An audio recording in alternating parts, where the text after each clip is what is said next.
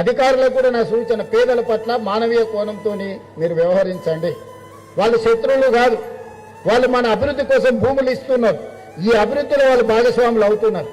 వాళ్ళని గౌరవించండి, వాళ్ళకి మర్యాద ఇవ్వండి, వాళ్ళని పిలిచి కూర్చోబెట్టి మాట్లాడండి. మీరు కూర్చోబెట్టి ఛాయ్ తాగిపించి 10 నిమిషాలు మాట్లాడితే వాళ్ళ కడుపులో ఏదైనా బాధ ఉంటే చెప్పుకుంటారు. ఈ నుండి చేయగలిగింది చేయండి.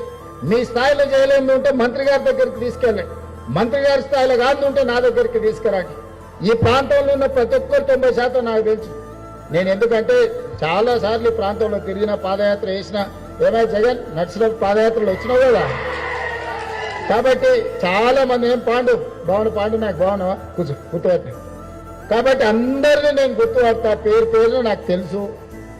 వాళ్ళు సర్పంచులు అయినా కాకపోయినా, వాళ్ళు నాయకులైనా కాకపోయినా, కార్యకర్తలను కూడా, రైతులను కూడా నేను గుర్తుపడతా. నేను ఇక్కడ ఉండేటోళ్ళకి నా సూచన ఒక్కటే, మీకు నష్టం చేసి నేను శ్రీధర్ బాబు గారు ఎక్కడికి తీసుకుపోయలేదు. నేను కొడంగల్ తీసుకుపోను, ఆయన మంత్రం తీసుకుపోను. మీకే అభివృద్ధి చేసి మీకు ఇస్తాం. ఈ 2 ఏళ్ళు మీరు సహకరిస్తే దేశంలోనే కాదు ప్రపంచంలోనే ఒక అద్భుతమైన నగరానికి ఇక్కడ పునాదులు పడతాయి. ఎవరైనా ఇక్కడికి రావాల్సిందే.